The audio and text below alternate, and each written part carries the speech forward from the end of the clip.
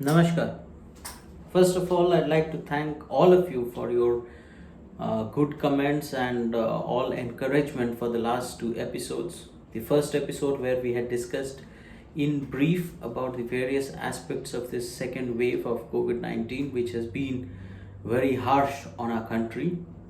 And in the second one, we discussed about a very important crisis, that is the oxygen crisis, and the various mismanagements and misinformations associated with it. As I said in the beginning, that the motive of this series would not be just giving you the right information, clearing your myths and other things. One very important thing will be to spread some positive news. What I feel, that we are busy highlighting the number of positive cases, we are busy highlighting the number of deaths, but we are not highlighting the number of patients recovered. We are not highlighting the number of patients in the mild to moderate category who are probably in home isolation. We are not discussing about the number of people vaccinated. We are not discussing about the number of people falling in the mild to moderate category due to a vaccination.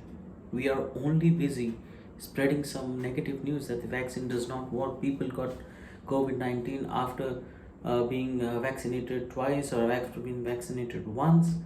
Now, these things need to stop. In a pandemic situation like this, we have to move above the petty politics, the petty nuisance of spreading misinformation for our own personal benefit. The doctors are hard pressed, the paramedics are in severe distress, and we need to support them by just spreading positive news. We are in a more dangerous situation in regards to the health of our medical workers in this wave than we were in the previous one. Let us accept that. But having said that, I would like to just highlight few positive informations about the present situation of vaccination. As per the government website, COVID 19 as on 5th May 2021, 8 am, the total number of cases reported is around 34 lakh 87,221.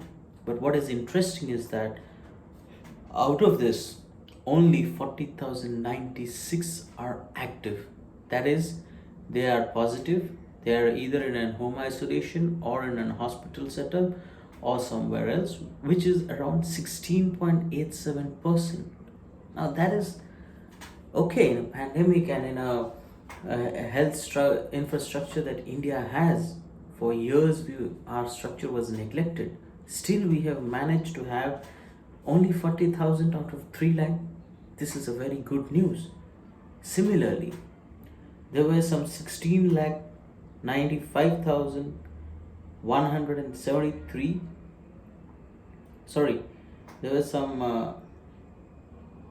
1 crore 69 lakh 51,731 patients who have recovered from COVID 19, and the present discharge rate is around 3 lakh 38,439. Now, this is something very interesting.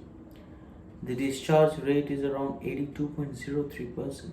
Yes, what is alarming is that last time we had a death rate in the 0 points, but this time we have a death rate of 1.09%, which is 3,780 new deaths, and in total there is some 2,26,188 deaths overall in India. These figures are the official figures. And let me tell you, the total vaccination figure is around 16 crore 4 lakh 94,188, and in a single day 14 lakh 84,989 people have been vaccinated in the previous day. These figures are very promising that India is giving a hard fight to this tough pandemic. Having said this, one more thing that I need to highlight is total number of tests done during the previous day was around 15,41,299, out of which some 3 lakh something came positive. So this is something that we need to feel happy about, that it is not all out of the way. Coming to the topic of discussion today, that is, there is this particular medicine that is the talk of the town, and it is called tocilizumab, remdesivir, favipiravir, and the same similar group of antiviral medicines. Now let me tell you, friends, that this is no magic pill. This is no identified or testified treatment of COVID-19. We need to remember this. Remdesivir injection or favipiravir tablet, tocilizumab tablet or injection is in no way going to cure COVID-19. It is only going to reduce the viral load, if at all it is required or if at all it is effective. Nowhere in the world has it been proven that remdesivir is a effective treatment for COVID-19. Let me make this loud and clear. Remdesivir is not the treatment of COVID-19. So there is not to be panicked. I was surprised that a very distinguished bench of judiciaries did made a statement that you do not make remdesivir protocol so strict so that it is not available. I mean, I don't know who scientifically advised these people, but they should know that remdesivir has many other adverse effects. It has many other bad effects on our organs, for which it is important that remdesivir is used as a last resort only in a hospital setup for severely affected patients. Remdesivir is a very new generation of antiviral medicine, which in a way has one effect, that is, it helps the body fight against the virus in reducing the antiviral load. But again, we need to understand that the virus, COVID virus, the family of adenovirus from which this coronavirus has come, it is not proven that this medicine is actually working on it. I have seen people who have taken remdesivir and have not improved, and instead they have had unnecessarily acute renal failure, they have had unnecessary other hepatological or hematological problems. Same thing is with tocilizumab, favipiravir. There is lot of side effects than there is any big benefit. So my only appeal to all of you will be to not rush for remdesivir.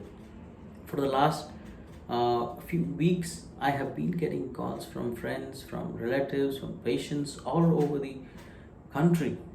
I have been getting them asking for कोई जुगाड़ हो सकता है क्या remdesivir का, कोई source है remdesivir देने का. My father is admitted, my mother is admitted, my brother is admitted.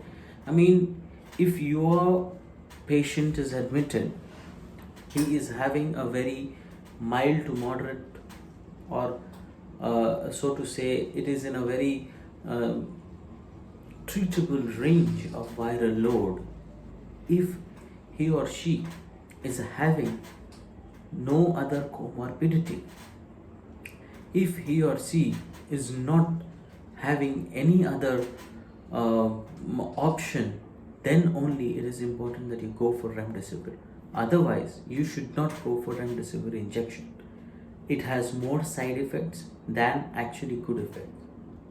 Secondly, what I want to stress is remdesivir, tocilizumab, favipiravir, these medicines are not a full-fledged treatment of COVID-19, but what they do help is, in an ICU setup, in a severely diseased patient, they will help the body to fight the pneumonia, fight the viral pneumonia.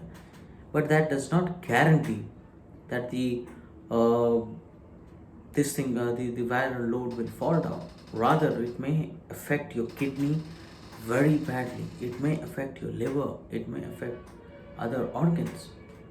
Unfortunately, in India, we do not do autopsy of COVID-19 patients because right now it is a very dangerous risk.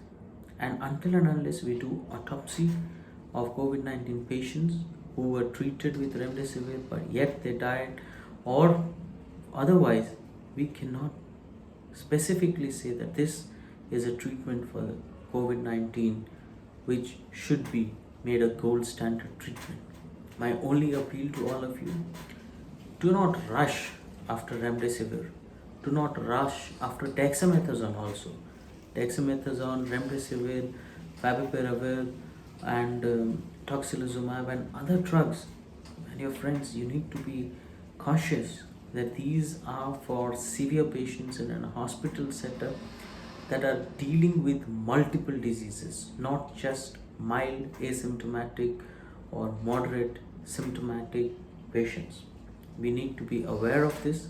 We need to stop the black market of remdesivir because of our this impatience. We are impatient, and that's the reason why these medicines are being sold at sky high rates even after the government has subsidized it. You need to know, you need to check the government websites as to the brand of remdesivir and its capped price. Nobody can charge you beyond that. You need to understand that. You need to be aware of this. Be aware of all these things rather than just calling up, bhai ek remdesivir ka jugaad kar de. That is not the case. You need to be very practical and very choosy while using a drug like remdesivir or any other antiviral, because these are all symptomatic. We are just beating behind the bush. We don't have any specific treatment. And it is not a problem that there is a shortage of this. There has to be proportionate use of these medicines. Then there will be no shortage of this. When there is no proven fact that this medicine is a treatment of the virus, why do we increase the production? Anyways, the requirement of this medicine was very less till last year. Only this year there has been an increase. Last year there was an increase in the demand. We have substantially grown the production, but then it is important that this medicine is distributed proportionately among the needy ones. Therefore, at last, I'll again appeal that do not run after remdesivir. If you are a mild asymptomatic, or you are a mild symptomatic, moderate symptomatic patient, and your saturation is above 94%, please stay at home, take the general medicines, take the symptomatic treatments, but do not rush to the hospital, do not rush for the antivirals, because they will otherwise affect your other organs. Hope this will in a way clear some myths. We will be discussing about various other issues in the next series. Thank you very much.